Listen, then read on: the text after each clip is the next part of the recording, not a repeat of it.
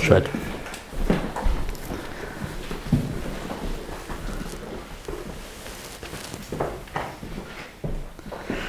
Chouette, super. C'est un plaisir d'être parmi vous ce matin. Merci pour l'invitation et pour l'accueil. C'est toujours un plaisir de... Je crois que c'est ma troisième fois ici.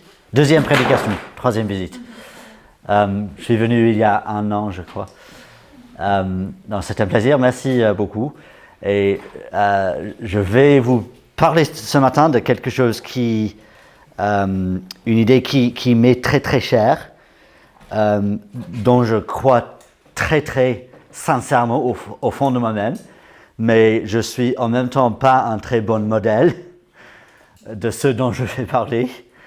Mais c'est quelque chose que j'ai vraiment à cœur et j'aimerais moi-même grandir dans je prêche à moi-même en même temps qu'à vous. Et voilà. Notre passage, nous l'avons lu, merci Isabelle. C'est dans Ephésiens 1, 3 à 14. Ce serait bien si vous avez vos Bibles ouvertes, mais je vais aussi projeter les versets pertinents à chaque moment de la prédication. Très bien. J'aimerais vous présenter 2 personnes fictives, Matthieu et Julien. Il n'y a personne ici qui s'appelle Matthieu ni Julien? Ok.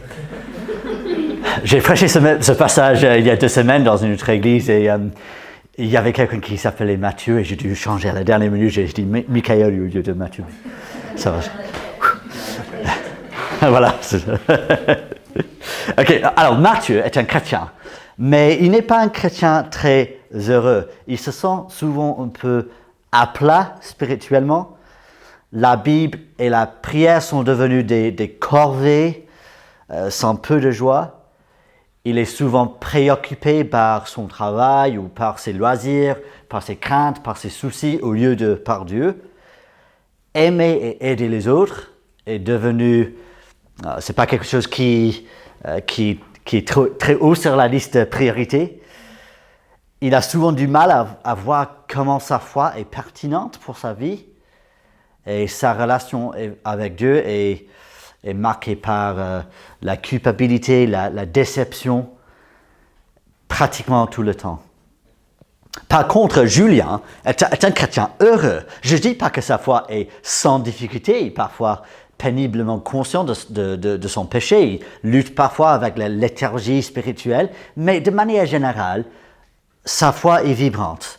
La Bible et la prière sont des sources de joie pour lui.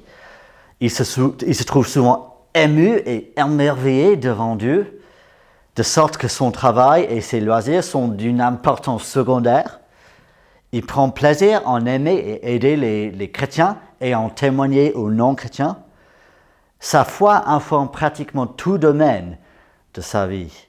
Et sa relation avec Dieu est marquée par la confiance, l'adoration et la satisfaction. Tu t'identifies plutôt avec qui? Moi, je dirais un peu des deux par moment. Mais j'avoue, en fait, dans cette histoire, Matthieu et Julien sont la même personne. Matthieu représente la vie passée, la vie que Julien vivait par le passé. Quel était le problème de Julien par le passé? En fait, simplement, l'évangile était trop petit dans son esprit. Et c'est pourquoi j'ai donné à ce message le titre « Ton évangile est-il trop petit ?» Et qu'est-ce qui a effectué cette transformation? C'était une compréhension des vérités que nous allons voir dans notre passage ce matin. Alors si tu te sens un peu comme l'ancien Julien, le Matthieu du passé, il se peut que l'évangile soit trop petit dans ton esprit. Mais nous allons nous plonger ce matin dans l'un des passages les plus époustouflants de la Bible ce matin. En lisant la lettre aux Éphésiens, on a l'impression que l'église à Éphèse se sentait un peu comme l'ancien Julien, un peu comme Matthieu. Elle était préoccupée par des craintes et face au pouvoir humain et satanique. Elle se sentait découragée, petite, faible. Et quel était le remède proposé par l'apôtre Paul? C'était une vision bien plus grande de l'Évangile. En fait, ce passage a pour but de faire exploser notre vision de l'Évangile, de nous laisser bouche bée. Alors, comme Paul, mon but ce matin, c'est simplement que vous sachiez à quel point l'Évangile est grand. Je veux que vous soyez émerveillés et encouragés. Et nous avons déjà vu, merci Valentin, nous avons déjà eu un bon aperçu de la grandeur de l'Évangile. Et on va reprendre ces thématiques et aller même plus loin dans la profondeur de l'Évangile. Selon le théologien John Stott, ce passage a été décrit comme, je cite, un portail magnifique, ou bien une chaîne dorée de multiples maillons, ou bien une boule de neige qui roule et amasse de plus en plus de volume, ou bien l'ouverture d'un opéra qui contient les mélodies qui sont à suivre, ou bien le vol d'un aigle qui s'envole dans une liberté illimitée, et mon image préférée, un kaléidoscope de lumière éblouissante et de couleurs changeantes. J'espère que ça vous donne envie. Alors, lisons ensemble le verset 3. Ce premier verset est un peu comme l'invitation à regarder dans le kaléidoscope, si on veut. Paul dit « Béni soit le Dieu et Père de notre Seigneur Jésus-Christ, qui nous a bénis de toute bénédiction spirituelle dans les lieux célestes en Christ. » On peut presque entendre la joie et l'enthousiasme dans la voix de Paul ici. Mais pourquoi? Pourquoi tellement de joie? Pourquoi vouloir bénir Dieu? Parce que Dieu nous a bénis de toute bénédiction spirituelle dans les lieux célestes en Christ. Ne ratez pas ce que Paul dit ici. Toute bénédiction spirituelle. Toute bénédiction.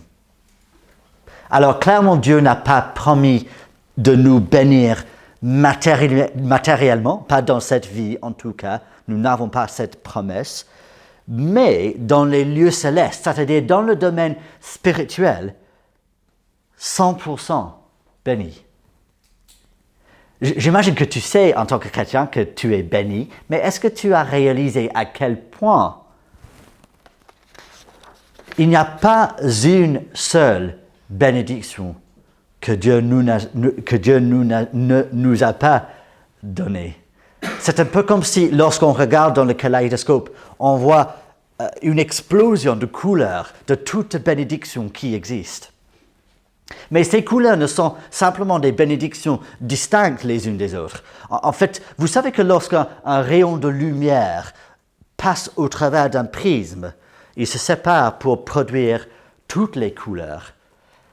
Et toutes les couleurs ne sont au final que des aspects de la lumière blanche. Et de la même manière, dit Paul, toutes ces bénédictions sont en Christ. Christ est le rayon de lumière blanche qui comprend toutes les couleurs, toutes les bénédictions. Je connaissais une vieille dame célibataire qui est décédée il y a quelques ans, mais pendant sa vie, elle avait confié son argent à un conseiller en investissement. Elle savait certainement qu'elle avait pas mal d'argent, mais elle ignorait la somme. Et jusqu'à la fin de sa vie, elle vivait une vie relativement modeste. Mais après sa mort, on a découvert que ses investissements avaient vraiment porté du fruit. En fait, elle était millionnaire, peut-être plusieurs fois. Toute sa vie, elle était riche au-delà des rêves du commun des mortels. Mais elle ne profitait que d'une fraction de ses richesses. Si seulement elle avait su combien cela aurait changé sa vie. Et j'ai l'impression parfois que c'est un peu comme ça pour nous. Nous savons, oui, que nous sommes bénis, mais nous ignorons la somme de bénédictions qui a été déversée dans notre compte spirituel. En Christ, nous sommes des milliardaires spirituels. Mais quelles sont ces bénédictions? Quelles sont ces couleurs dans le kaléidoscope? Alors, dans le reste du passage, Paul décrit ces bénédictions. Il s'agit d'un passage extrêmement riche et dense, mais il me semble que Paul parle essentiellement de deux bénédictions, deux domaines de bénédiction qui sont un peu comme les couleurs primaires du spectre. Et si ça ne suffisait pas, il entrelace ces deux bénédictions avec une autre idée qui est peut-être même plus époustouflante. Alors, son souci tout au long du passage, c'est non seulement de nous montrer, de décrire ces bénédictions, mais aussi de nous montrer le but de ces bénédictions. En fait, le passage est un peu comme une série de 4 vagues qui se dirigent vers une plage. Alors, on a la première vague, on a versets 4 à 6. Il décrit les deux bénédictions, puis il dirige notre regard vers le but, et puis se retire. Puis de nouveau, deuxième vague, versets 7 à 10, il fait un zoom sur la première bénédiction, et puis dirige nos regards vers le but, et puis se retire de nouveau. Troisième vague, même chose, un zoom sur la deuxième bénédiction, puis dirige nos regards vers le but, et puis la vague se retire de nouveau. Et puis quatrième fois, versets 11 à 12, il fait de nouveau un zoom sur la deuxième bénédiction et puis dirige notre regard vers le but une dernière fois. Donc c'est un peu comme une série de vagues. Donc ça risque d'être un peu compliqué. Donc je vais le rendre un peu plus simple pour vous. Nous, on va juste extraire tout ce que Paul dit de la première bénédiction, puis tout ce qu'il dit de la deuxième bénédiction, puis tout ce qu'il dit du but. Donc voilà, c'est un peu un aperçu de notre démarche. Bénédiction 1. Bénédiction 2, but. Voilà, pas trop compliqué. Alors, quelle est donc la première bénédiction, la première couleur dans le kaléidoscope? Alors, c'est ceci. Nous sommes rendus justes. Nous sommes rendus justes. Regardons avec moi le verset 4. Paul dit que Dieu a fait en sorte que nous soyons saints et sans défaut devant lui. En fait, nous avons aussi lu Colossiens 1, je crois, où il y a tout à l'heure, où il dit la même chose. Nous sommes saints et sans défaut devant lui. Est-ce que Paul parle ici de ce que nous appelons la sanctification, ce processus par lequel nous sommes transformés progressivement dans son image? Alors, clairement, Dieu veut nous transformer progressivement, mais nous savons que nos vies ne seront pas sans défaut avant le ciel.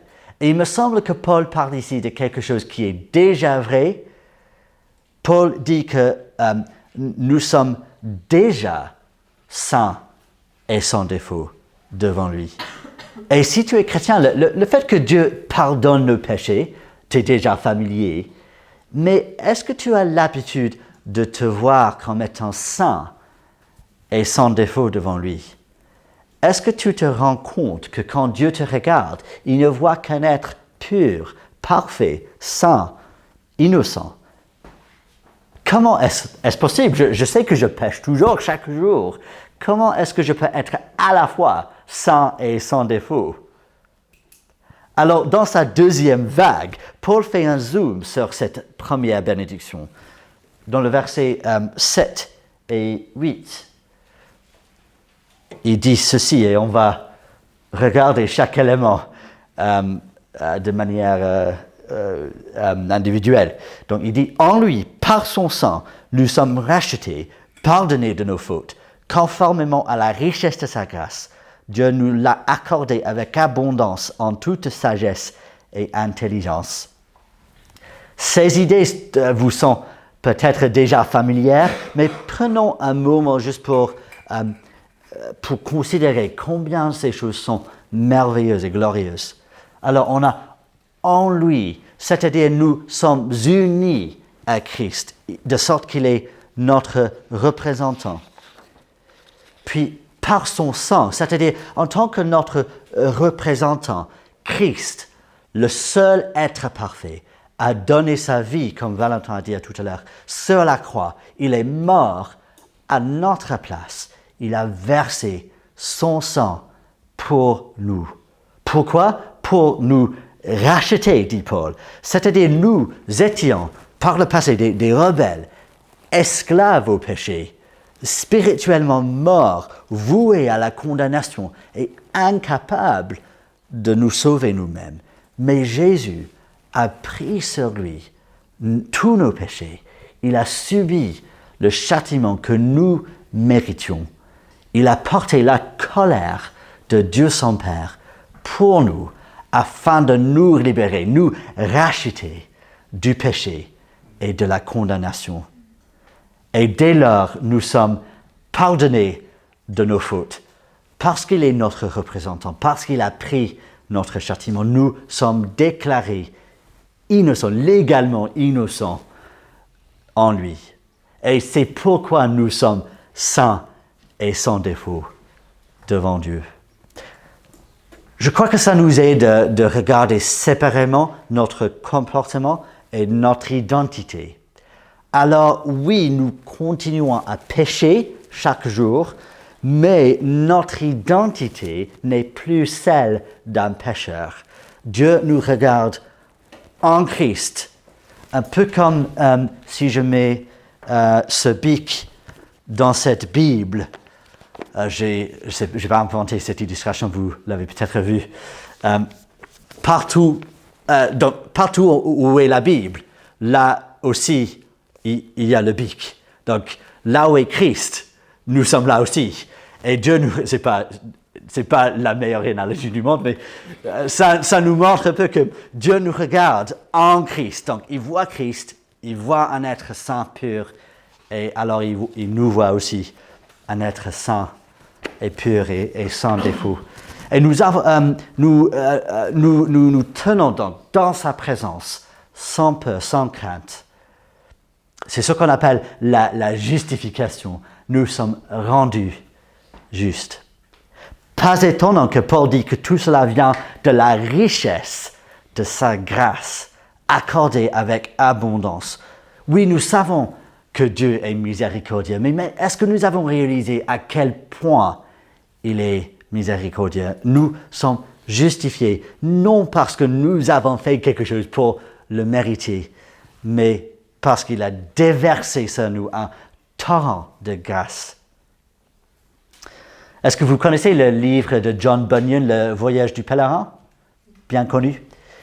Alors, dans le livre, le pèlerin porte un fardeau sur son dos qui représente son sentiment de culpabilité face à son péché. Mais lorsqu'il voit la croix, le fardeau tombe de ses épaules et finit dans un sépulcre.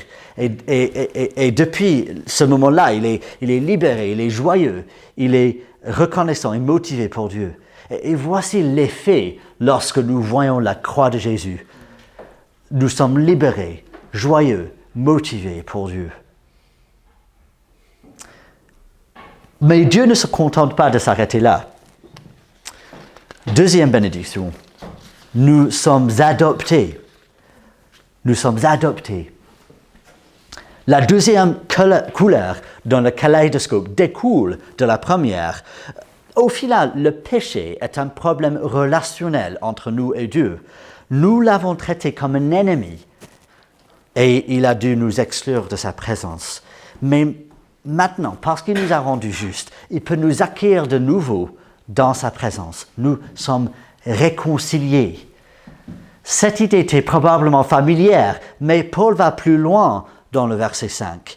Nous sommes non seulement réconciliés, dit Paul, mais adoptés. Je crois que l'idée de l'adoption ne reçoit pas suffisamment d'attention dans nos églises, mais elle est magnifique.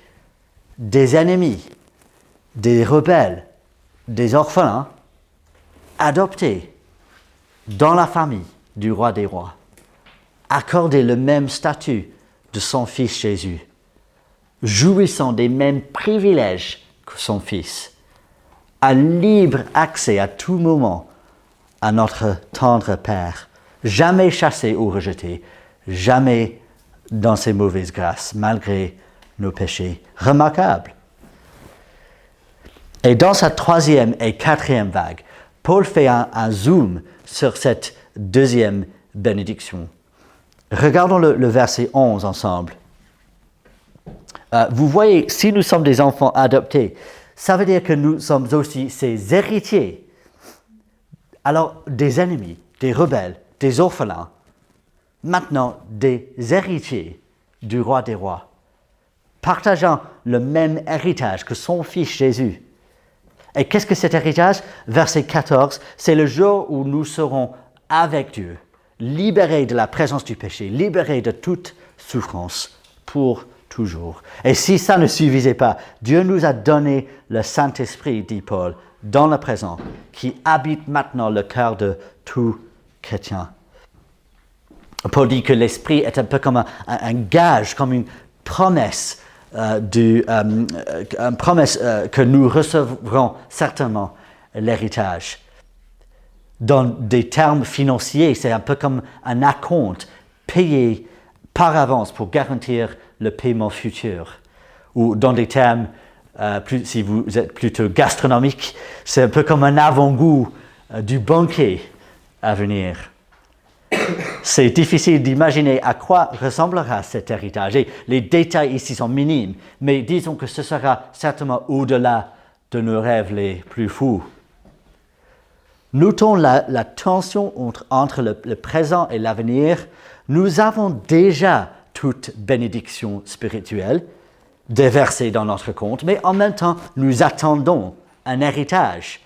C'est un peu comme le compte bancaire est déjà rempli et nous appartient déjà, mais Dieu ne nous donnera pas d'expérimenter toute sa richesse avant son retour.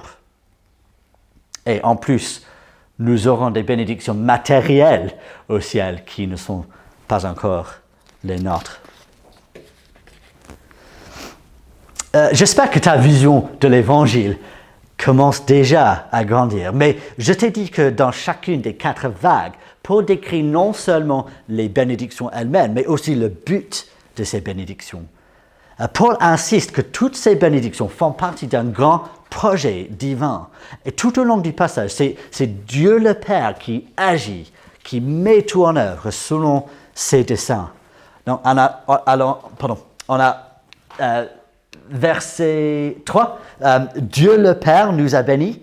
Verset 5, c'est ce qu'il a voulu. Verset 8, Dieu nous a accordé sa grâce. Verset 9, il nous a fait connaître le mystère de sa volonté conformément au projet bienveillant qu'il avait formé en Christ. Et verset 11, suivant le plan de celui qui met tout en œuvre conformément aux décisions de sa volonté. Donc Paul martèle cette idée. Alors, regarder les bénédictions sans regarder le projet, c'est un peu comme regarder une flèche en plein vol. La flèche est impressionnante en elle-même, mais nous allons vouloir naturellement diriger le regard vers la source de la flèche, vers celui qui l'a tirée, et puis on va vouloir diriger le regard vers la cible. Et c'est la source et la cible qui donnent à la flèche sa raison d'être. Et c'est pourquoi nous allons parler du but des bénédictions. Tu t'es déjà posé la question, quel est le but de la vie?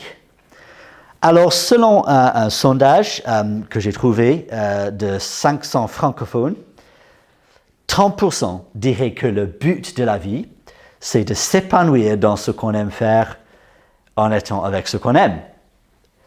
21% diraient que la vie n'a aucun but. Et 10% diraient que c'est de naître, vivre et mourir. Voilà, vous êtes optimistes les francophones. Hein? Et si tu te poses cette question, quel est le but du salut? Pour quelle raison est-ce que Dieu nous a tellement bénis?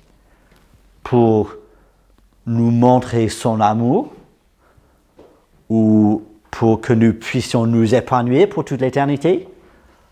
Ou pour que nous devenions des meilleures personnes? Tout cela est vrai. Mais si le but du salut était bien plus grand, regardons d'abord vers la source des bénédictions, le moment où Dieu a tiré la flèche de son grand projet. La conception populaire est que la chute a gâché le plan originel de Dieu et puis que Dieu a trouvé une solution ingénieuse pour résoudre le problème. Mais en fait, dit Paul, la source, l'impulsion du salut se trouve dans l'éternité passée, avant la chute, avant même la création. Il dit, verset 4, « Dieu nous a choisis avant la création du monde pour que nous soyons saints et sans défaut devant lui. » Verset 5, « Il nous a prédestinés à être ses enfants adoptifs. » Et verset 11, « Nous avons été désignés comme héritiers, ayant été prédestinés. » C'est-à-dire, avant la création, Dieu avait déjà choisi un peuple. Je suis conscient que l'idée de la prédestination suscite pas mal de questions et de craintes, et nous ne pouvons pas entrer dans tous les débats ce matin, mais j'aimerais dire que c'est normal si vous avez des questions par rapport à la prédestination, c'est bien de poser les questions, et n'hésitez pas à venir vers moi après ou vers Valentin si vous voulez discuter de cette question. Et je ne vais pas tenter de résoudre les questions maintenant, mais j'aimerais vous dire une chose.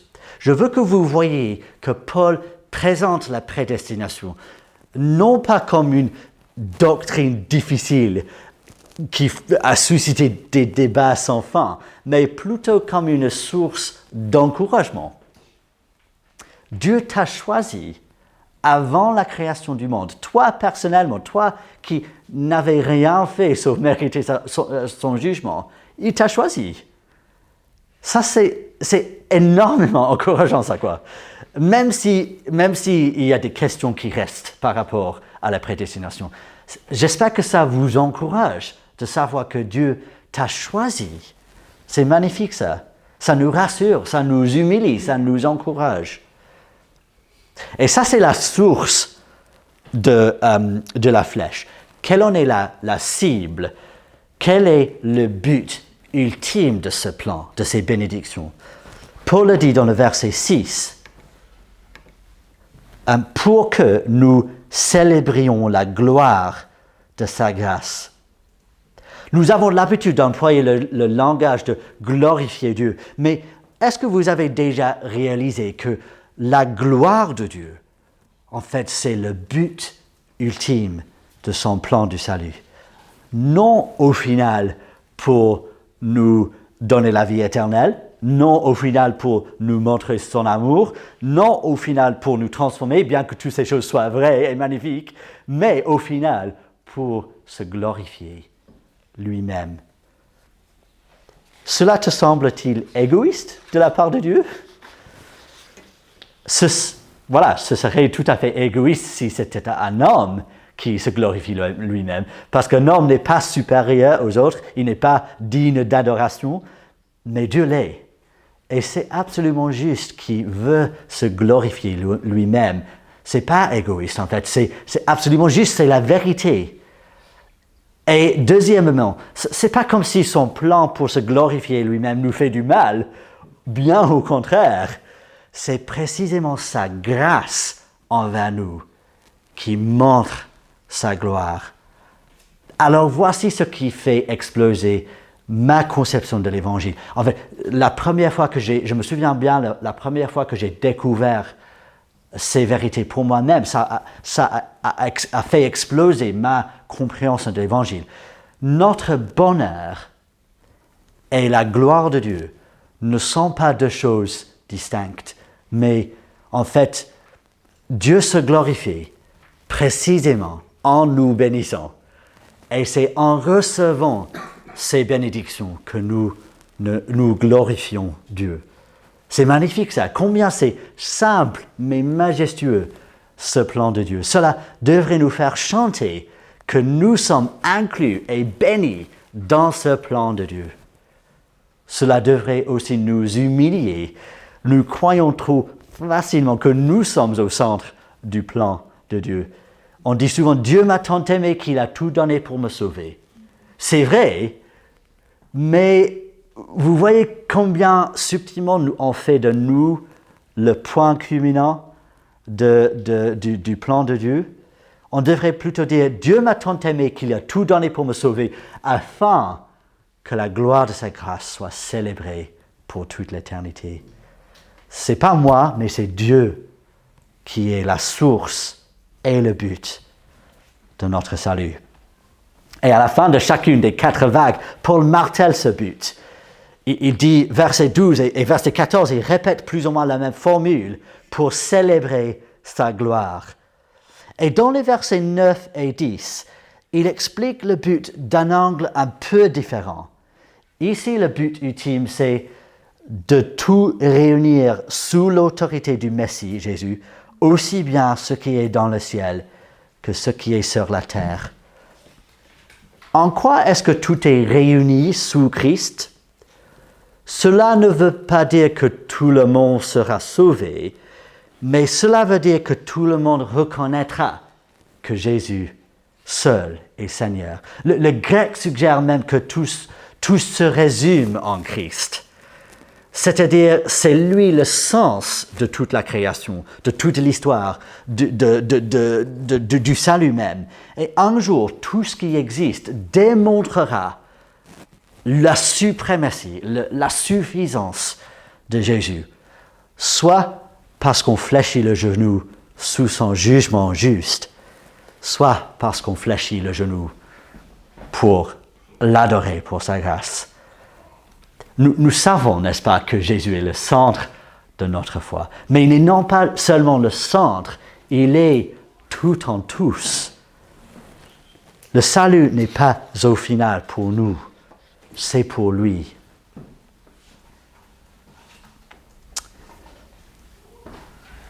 Au début de ce message, j'ai dit que le but de ce passage est principalement pour que nous sachions à quel point l'évangile est grand. Et à la lumière de tout ce que nous avons vu, buvons profondément de ce puits qui satisfera toute soif. Laissons-nous nous émerveiller devant ce kaléidoscope de couleurs, de toute bénédiction. Humilions-nous devant le Dieu qui nous a inclus et bénis dans ce plan pour sa gloire et l'adorons pour la richesse de sa grâce. Mais nous ne pouvons pas nous contenter de nous arrêter là avec les quelques minutes qui nous restent.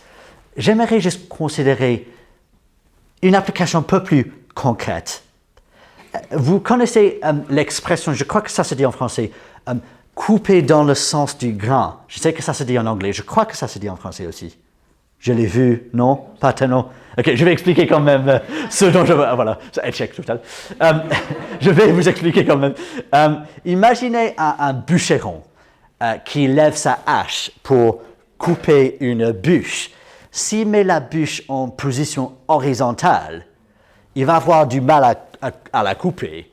Mais s'il met la bûche à son bout, il va pouvoir la couper avec beaucoup plus de facilité. Pourquoi? Parce qu'il coupe dans le sens du grain. Voilà, ça a du sens quand même. Et l'une des raisons pour laquelle nous ne grandissons pas plus rapidement en tant que chrétiens, je crois que c'est parce que nous ne coupons pas dans le sens du grain. C'est-à-dire, nous ne vivons pas selon le grand projet de Dieu. Nous vivons plutôt selon un évangile centré sur moi.